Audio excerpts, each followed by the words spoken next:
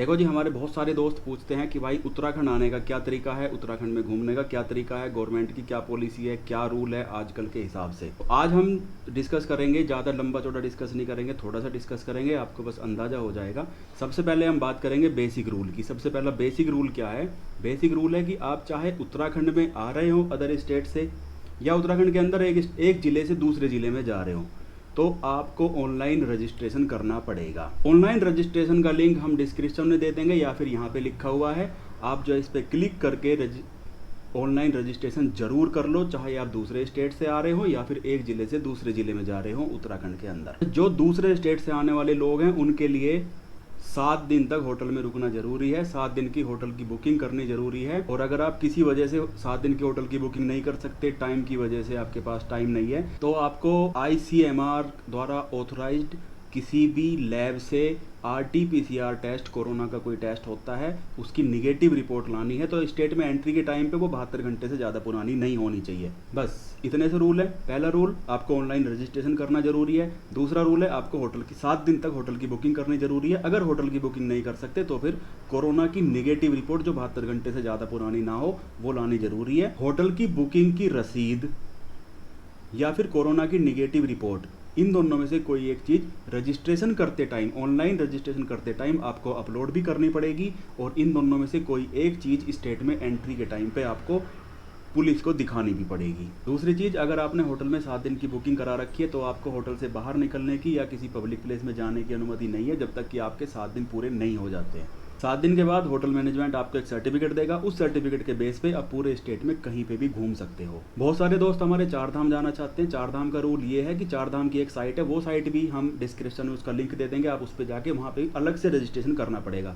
यानी कि एक रजिस्ट्रेशन तो आपको उत्तराखंड में एंट्री के लिए करना है, दूसरा रजिस्ट्रेशन आपको 4 धाम जाने के लिए करना है। उसमें भी आपको निगेटिव रिपोर्ट अपलोड करनी पड़ेगी, या फिर 7 दिन का जो सर्टिफिकेट होटल वालों ने दिया था वो आपको अपलोड करना पड़ेगा। चारों धामों के लिए अलग अलग रजिस्ट्रेशन करना पड़ेगा। यदि आप यमुनोत्री जा रहे हो तो आपको यमुनोत्री के लिए अलग से रजिस्ट्रेशन करना पड़ेगा, गंगोत्री के लिए अलग, केदारनाथ के लिए अलग और बद्रीनाथ के लिए अलग। किसी भी धाम पे एक दिन से ज़्यादा रुकने की अनुमति नहीं है। स्टेट के बॉर्डर पे या किसी भी डिस्ट्रिक्ट के बॉर्डर पे या कहीं पे भी आपका रैंडमली कोरोना टेस्ट किया जा सकता है। और अगर आप नेगेटिव आते हो तो आपको जो भी गवर्नमेंट के तौर तरीके हैं क्वारंटाइन करने के या मेडिकल देने के, उनका पालन करना होगा।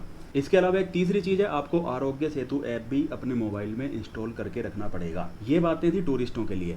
इसके अलावा कुछ चीज़ें हैं कि जैसे जो लोग कम टाइम के लिए उत्तराखंड में आ रहे हैं, जैसे कि फैमिली में किसी की डेथ हो गई है, गंभीर बीमारी है, फैमिली मेम्बर से मिलने आ रहे हैं, तो उन्हें क्वारंटाइन नहीं किया जाएगा। शर्त यह है कि उन्हें तय स्थान के अलावा, जिस घर में जा रहे हैं उस घर के अलावा कहीं और जाने की अनुमति नहीं है। वो लोग बिजनेस के काम से आ रहे हैं, कंपनी के काम से आ रहे हैं, ऑफिस के काम से, एक्सपर्ट, कंसल्टेंट, सप्लायर, कंपनी के काम से आ रहे हैं, उन्हें क्वारंटाइन नहीं किया जाएगा। उन्हें डेली बेसिस पे अपने काम पे जाने की अनुमति रहेगी। उनकी सोशल डिस्टेंसिंग वगैरह की पूरी जिम्मेदारी कंपनी की रहेगी। लेकिन ऐसे लोगों को, कंपनी से रिलेटेड, बिजनेस से रिलेटेड लोगों को उत्तराखंड में एंट्री करने के लिए कंपनी का ऑथराइजेशन लेटर रजिस्ट्रेशन के टाइम पे अपलोड करना पड़ेगा और बॉर्डर पे दिखाना भी पड़ेगा। जो लोग RT-PCR टेस्ट के बिना उत्तराखंड में आना चाहते हैं उनकी लिमिट है, डेली लिमिट है 2000 की। दूसरी चीज़, जब आप रजिस्ट्रेशन कर लेते हो तो उसके अप्रूवल की आवश्यकता नहीं है, केवल रजिस्ट्रेशन ही काफ़ी है। वो कभी भी अप्रूव नहीं होगा। उसका रजिस्ट्रेशन का मतलब हुआ कि आपने एडमिनिस्ट्रेशन को अपने आने की और अपने मूवमेंट की, कहाँ पे आप जा रहे हो, सारी जानकारी दे दी है। रजिस्ट्रेशन का मतलब ये हुआ। उसका एक प्रिंट आउट लेके आपको बॉर्डर पे दिखाना पड़ेगा। बहुत सारे लोग सोचते हैं कि वो अप्रूव होगा, तो हम, ऐसा नहीं है। अप्रूव वो कभी नहीं होगा। आप बिना अप्रूवल के केवल रजिस्ट्रेशन करो और उसका रजिस्ट्रेशन नंबर होगा, आपको एक प्रिंट आउट निकाल के बिना अप्रूवल के आप स्टेट में आ सकते हो। जो उत्तराखंड के निवासी है उन्हें भी एक ज़िले से दूसरे ज़िले में जाने के लिए, उत्तराखंड के ही एक ज़िले से दूसरे ज़िले में जाने के लिए रजिस्ट्रेशन जरूरी है। केवल रजिस्ट्रेशन जरूरी है। मैंने अभी बताया कि अप्रूवल की ज़रूरत नहीं है। लेकिन इन लोगों को, उत्तराखंड के निवासियों को, एक ज़िले से दूसरे ज़िले में जाने पे क्वारंटाइन नहीं होना पड़ेगा। ये हमने आपको कुछ बेसिक बातें बता दी हैं। एज ए टूरिस्ट आप क्या कर सकते हो, as a business, as a family member आप क्या कर सकते हो, ये हमने सब बता दिया है। इसके अलावा भी बहुत सारी छोटी छोटी कंडीशंस होती हैं जो पर्सन टू पर्सन डिपेंड करती है, time to time, place to place depend करती है कि ऐसी कंडीशन में क्या होगा। तो उसके लिए भी ये जो रजिस्ट्रेशन की साइट है हम आपको दिखा रहे हैं, इसमें बहुत सारे ऑप्शंस हैं।